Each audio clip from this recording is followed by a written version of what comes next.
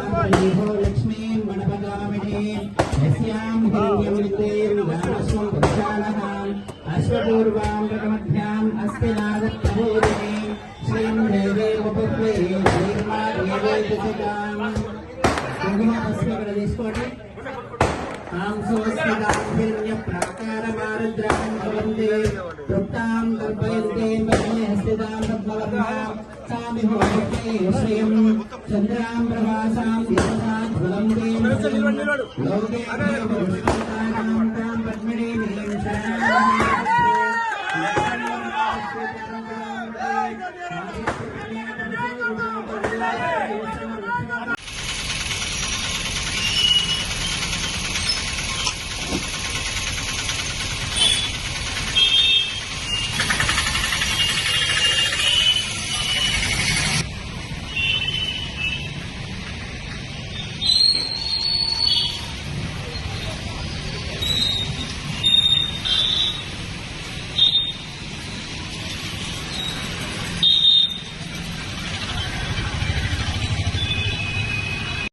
ఇలాంటి గరీబుల మీద కూడా జరిగిన అన్యాయం రాష్ట్రం అందరూ జరిగిన అన్యాయం ఏంటి ఏం చేసినావు నువ్వు తప్పు నేను చేసిన తప్పు ఏమి లేదు సార్.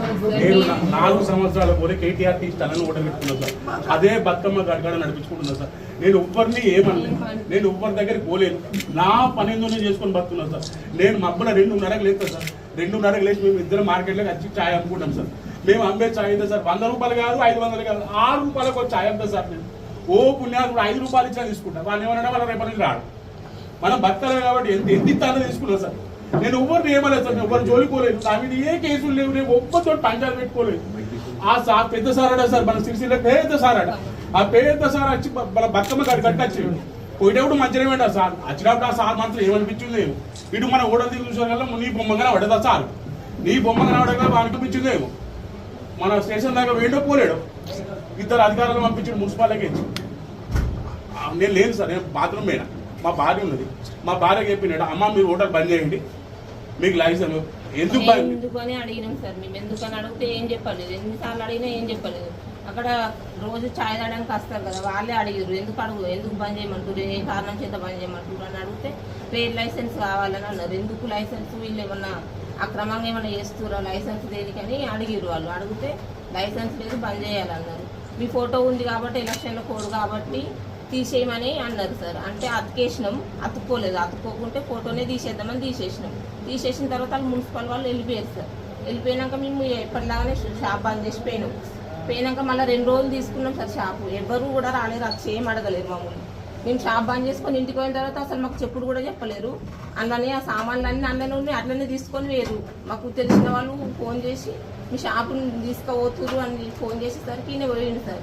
పోయేసరికి ట్రాక్టర్లో పెట్టినాక పోయి అడ్డుకుంటే పోలీసులు తీసుకొని పోయారు. షాపు అసలు ఏమి ఇన్ఫర్మేషన్ కూడా ఇవ్వలేదు సార్. మాకు తీసుకొని పోయారు. మన దొంగలు సార్. దొంగలనే వాడు అప్పుడు తాళము గీలము వాడకూడతాం. వీళ్ళు అట్లా కూడా వాళ్ళ కొట్టి మొత్తం ఎత్తుకొని పీకి ఏం లేకుండా అన్ని తీసుకొని వీడు 8వ తరగతి చదువుతుంది సార్. వీడు 6వ తరగతి చదువుతుంది సార్.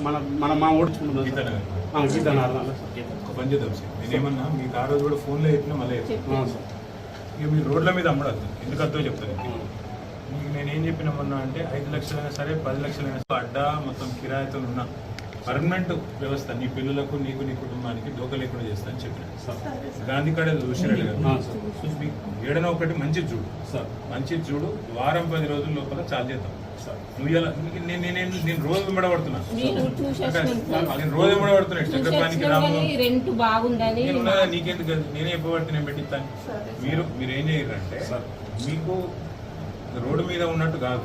మంచి ఒక బందోబస్తుగా ఒక పెద్దగా పెట్టుకుంటున్నాము. దానిలోకి వెళ్ళి వచ్చే ఆదాయంతో మీ ఆమ్దంతో మీరు మంచిగా రెంట్ కూడా కట్టేటట్టు సవలత ఏర్పాటు చేద్దాం సార్. మీరు కరెక్ట్ గా చూసుకోండి. నా ఆలోచన ఏంటంటే నేను చిన్నప్పటి నుంచి మార్కెట్ కరెక్ట్. కానీ ఇప్పుడు వాళ్ళు పిల్లలు పెరుగుతారు. నెక్స్ట్ లెవెల్ పోతా పోవాలా సార్. మరి అందుకే మంచి చూడు సార్. పెట్టుబడి పెట్టి నేను పెట్టిస్తాను నీకెచ్చిన బాధ. నువ్వు ఆ గాంధీ కాడ చూడు సార్. మంచి చూడు. మంచిగా ఇంతజాం చేద్దాం. చేసినాక దాంతో నుంచి ఆమెదంతో నువ్వు అన్ని నడిపించుకోవచ్చు సార్. నీకు ఎంత వస్తుంది ఇది వరకు నెలకు నెలకు నాకు 20,000 దాకా వస్తాయి సార్ అవగాహన. నువ్వు కరెక్ట్గా నడిపినావు అనుకో సార్ 30,000 40,000 దాకా సంపాదించవచ్చు.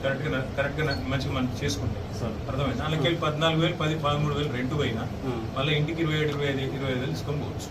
ఆ పని నువ్వు సరిగ్గా చూసుకో. ఇంతజాం మొత్తం నేను చేస్తా, సార్. చేసి నేనే వచ్చి నీ బంక్ కార్డ్ చేసుకోవాలి.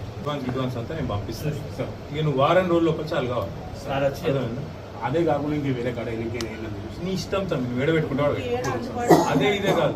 నీకు ఏడంటే ఆడ పెట్టుకో, నీకు ఏడైనా సరే ఏడైనా సరే కానీ పూర్తి స్థాయిలో మళ్ళీ ఎవడు ముట్టకుండా కావాలి. ఎవడు నా మీద కోపంతో నీ మీద వాడద్దు ఎవడు అలా పని చేయి.